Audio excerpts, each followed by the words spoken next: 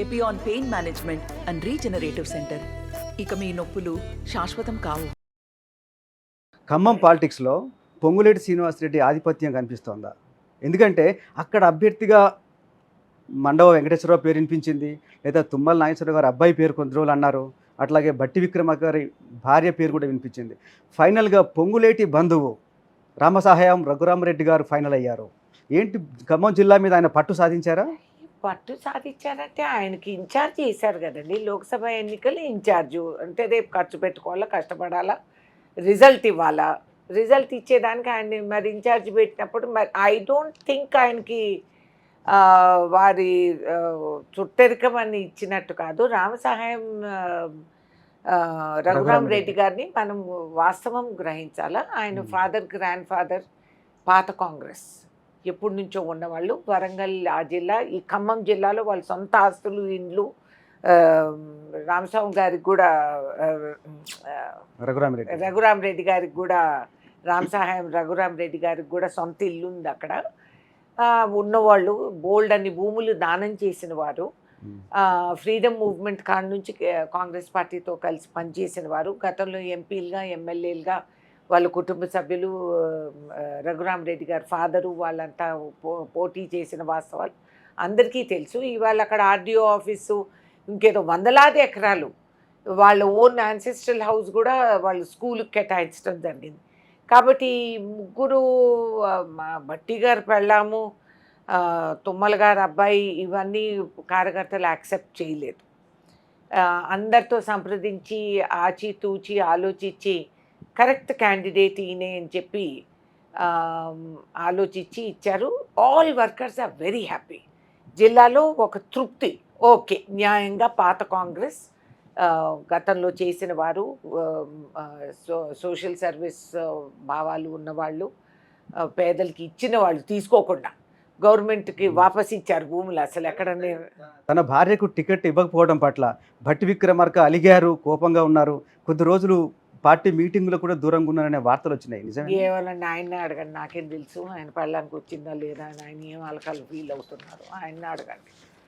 అసలు ఆవిడకి ఇస్తామని ఎప్పుడు మాటే రాలేదు, ఎందుకు వచ్చింది అసలు అది? కానీ వాళ్ళు ఆశించారు, వాళ్ళు ప్రయత్నాలు చేశారు. ఆశించడంలో తప్పు లేదు, ప్రయత్నం చేయడంలో తప్పు లేదు. రిజల్ట్ వచ్చిన తర్వాత నేను చెప్పొచ్చు, నా కూతుర్లు పోటీ చేస్తారు, నా అల్లుడు పోటీ, అసలు ఎవరు అక్కర్లేదు. మా వారు చేస్తే ఇంట్లో కూర్చొని గెలుస్తారు. He's more popular than all these people. అందరూ శ్రీధర్ చౌదరి గారు అంటే పువ్వులు బుట్టలో మోసుకొని వెళ్ళి ఓట్లు వేయించుకొని వస్తారు. ప్రయత్నం చేస్తారా? లేదండి, మా పద్ధతి కాదు అది. రాజకీయ వారసత్వం నాకు అలవాటు లేదు. మా డిసిప్లిన్ మాకుంది. నేను గెలిచినా ఓడినా ఖమ్మం జిల్లా అభివృద్ధి కోసం పోరాడుతున్నానంటే నమ్మే వాళ్ళు చాలా మంది ఉన్నారు. మీ కుటుంబం నుంచి మీ వారసులుగా రాజకీయాల్లోకి ఎవరన్నా వస్తారా? రారండి. కాకపోతే ఇవాళ రోజు నా కాంగ్రెస్ కార్యకర్తలందరూ నా వారసులుగా నేను భావిస్తున్నాను. ఖమ్మం కాంగ్రెస్ అభ్యర్థి రామసహాయం రఘురామరెడ్డి అభ్యర్థిత్వం పట్ల మీరు సంతృప్తిగా ఉన్నారా? I'm very happy. It's a very nice man. మనసు లోపల నుంచి చెప్తున్నారా? Of course. నేను నాకు అలవాట ఇట్లా నాటకాలు వేయటం, ఉన్నమాట ఉన్నాడు చెప్తాను. ఆడ మొహం అంటే టాలరేట్ చేయనని అనేస్తాను అట్లుంటే. But is a very refined man, very refined. And నాకు పూర్తి నమ్మకం, రాజ్యసభలో నేను, లోక్సభలో వారు ఉండి, అండ్ ఇక్కడ రాష్ట్రంలో మనం ముఖ్యమంత్రి గారు, జిల్లాకు 3 మంత్రులు, వీళ్ళందరూ మేము ఒక ఫస్ట్ క్లాస్ ఏ టీమ్ లాగా తయారయ్యి కేంద్రంలో పోరాడి తీసుకురావాల్సిన అభివృద్ధి కార్యక్రమాలన్నీ కూడా రాష్ట్రానికి మేము తీసుకురాగలుగుతాము. I'm very confident about that. And is a wonderful individual. చాలా హంబుల్ మనిషి, చాలా వినయంగా, సౌమ్యుడు పాపం. ఆయన ఈ గలీజు రాజకీయాలకు అలవాటు పడిన వ్యక్తి కాదు. And he's going to win with a very good majority. కానీ మీరు కొంత అసంతృప్తిగా ఉన్నారు, అందుకనే ప్రచారానికి దూరంగా ఉంటున్నారు అనే ఒక మాట వినిపిస్తుంది. ఎవరు చెప్పారండి ఇది? మీరు ప్రచారానికి వెళ్తున్నారా? చెప్పాడా? మీరు ప్రచారానికి వెళ్తున్నారా? రంగు రూపు కనపట్టాడు, తిరిగి వచ్చి ఎండకు ఆల్మోస్ట్ కింద పడిన పరిస్థితులు. అక్కడే తిరుగుతున్నా, రేపు కూడా మళ్ళీ అక్కడే, మళ్ళీ ఎలక్షన్ అయినాకే వస్తాను. సో ఎందుకు ఈ కథలు ఎట్లా వస్తాయి? భలే ఫిక్షన్ రాస్తారే అందరూ. మీ గురించి ఎక్కువ అంచనాలు, ఎక్కువ ఎక్స్పెక్టేషన్స్ ఉంటాయి. ఉంది మంచిదే. రేణుకా చౌదరి అసెంబ్లీ ఎన్నికల సందర్భంగా ఢిల్లీకి వెళ్ళి కమ్మ సామాజిక వర్గానికి ప్రాతినిధ్యం ఉండాలని చెప్పేసి కొంత లాబింగ్ చేశారు. అవును. చెయ్యాలి. ఏమన్నా సాధించారా? కొన్ని వచ్చారు సీట్లు, నాకు ఇష్టం లేదు ఆ క్యాండిడేట్స్, కొంతమందికి ఇచ్చారు. అనవసరంగా ఇచ్చి ఓడిపోయామనే పేరు వస్తుందనేది నా సంతాపం, నా ఇది. I don't want that. మాట్లాడి చేసింటే బాగుండేది, అవ్వలేదు. ఒక అవకాశం కలిగించారు, మళ్ళీ కూడా వస్తుంది. కానీ అదే మీరు లోక్సభ ఎన్నికల సందర్భంగా ఎందుకు మీ సామాజిక వర్గం కోసం ఎందుకు నోరెత్తి మాట్లాడలేదు? ఎవరు చెప్పారు నేను మాట్లాడలేదని? లాబింగ్ చేశారా?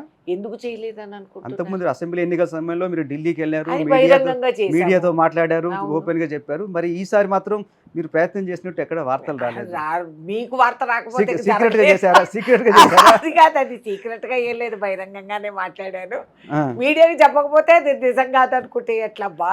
అంటే మీకు రాజ్యసభ వచ్చింది కాబట్టి ఇక కమ్మ సామాజిక వర్గానికి న్యాయం జరిగినట్టే అనుకుంటున్నారా? Not at all, not at all. నిజంగానే మాండవా గారికి అసలు నిజామాబాద్ ఇవ్వాల్సింది. ఆయన అక్కడ స్థానికులు, ఆయన అక్కడి నుంచి ఇక్కడ మైగ్రేట్ అంటే కార్యకర్తలు ఒప్పుకోలేదు. కానీ వాస్తవానికి మాండవా గారికి నిజామాబాద్ ఇవ్వాల్సింది. ఆల్రెడీ మన జీవన్ రెడ్డి గారు was already sitting MLC. So అనవసరంగా 2 సీట్లు గెలికినట్టు అయింది ఇప్పుడు. సో అది ఇచ్చుకుంటే బాగానే ఉండేది. ఆయన అక్కడి నుంచి అన్ని ఖమ్మం జిల్లాలోనే కమ్మాసా, రాష్ట్ర వ్యాప్తంగా ఇంకెక్కడా లేరా? ఇవ్వాలంటే ఎక్కడైనా ఇవ్వచ్చు. మీకు ఎల్బీ నగర్ కమ్మ, నీకు జూబ్లీ హిల్స్ కమ్మ, షేర్లింగంపల్లి కమ్మ డామినేషన్, మన అదేంటి మన మల్కాజ్గిరి కమ్మ. సో కావాలంటే నిజంగానే కమ్మ పాపులేషన్ నిజంగా ఇవ్వదలుచుకుంటే ఇవన్నీ సీట్లే లేదు. ఖమ్మంలో ఇవ్వకపోతే కమ్మ సామాజిక వర్గానికి నేను న్యాయం చేయలేదంటే అది చాలా సిల్లీ, ఇమ్మెచ్యూర్. రాష్ట్రంలో తెలంగాణలో 17 లోక్సభ స్థానాలు ఉన్నాయి. ఒక్క స్థానం కూడా కమ్మ సామాజిక వర్గానికి ఇవ్వలేదు. దాని పట్ల మీ రియాక్షన్ ఏంటి? ఇట్స్ అన్ఫేర్, అన్యాయం. ఇవ్వాల్సింది. కొన్ని చోట్ల అనవసరంగా ఎక్కడి నుంచో తీసుకొచ్చి ఎక్కడి నుంచో పెట్టి అసలు సీఎం గారికి మనం ఫ్రీ హ్యాండ్ ఇవ్వలేక ఈ న్యూసెన్స్లన్నీ అనుభవిస్తున్నాము. ఇది తాత్కాలికం. భవిష్యత్తులో డెఫినెట్లీ కమ్మాస్ కోసం I will fight, just like I will fight for minorities, just like I will fight for BCs. అందరి సమాజ నిర్మాణం అని పాటించే లక్ష్యాన్ని కాంగ్రెస్ పార్టీ నిరూపించి చూపెట్టాల్సిన అవసరం ఎంతైనా ఉంది ఇవాళ రాజకీయ. రేవంత్ రెడ్డి పొలిటికల్గా ఎదుగుదలలో చాలామంది కమ్మ వాళ్ళ సపోర్ట్ ఉంది. ఆయన సీఎం అయిన తర్వాత వాళ్ళని పట్టించుకోవడం లేదని చెప్పి బహిరంగంగా కమ్మ సంఘాల నుంచి లెటర్స్ కూడా రాశారు. ఎవరు రాసింది లెటర్స్? వచ్చింది సోషల్ మీడియాలో చాలా. నేను పెట్టచ్చు సోషల్ మీడియాలో. తుమ్మల నాగేశ్వరరావు ఎవరు? ఏ సామాజిక వర్గానికి సంబంధించిన ఆయన? లోక్సభ ఎన్నికల గురించి మాట్లాడుతున్నారు. లోక్సభ సరే అన్యాయం, నిజంగానే సీటు దొరకాల్సింది. రేవంత్ రెడ్డి కమ్మాస్ గ్యారంటీ అంటే నేను ఒప్పుకోను. కమ్మ కార్పొరేషన్ అడిగిన తక్షణం ఆయన కేటాయించడం కూడా జరిగింది. ఆయనకి చాలా క్లోజ్ రిలేషన్షిప్స్ ఉన్నాయి కమ్మాస్తో. అండ్ చాలామంది కమ్మాస్ ఆయన్ని రెడ్డి సామాజిక వర్గంగా ఎవరు భావించరు, మనవాడే అని అనుకొని చాలామంది ఆయనకి భుజాన్ని ఎక్కించుకుంటారు. సో కొన్ని కంపల్షన్స్, కొన్ని లిమిటేషన్స్ ఆయనకు కూడా ఉన్నాయి. ముఖ్యమంత్రి అయినంత మాత్రాన ఏదో నెత్తిన కిరీటం పెట్టినట్టు కాదు, దాంట్లో చాలా ప్రాబ్లమ్స్ ఉంటాయి.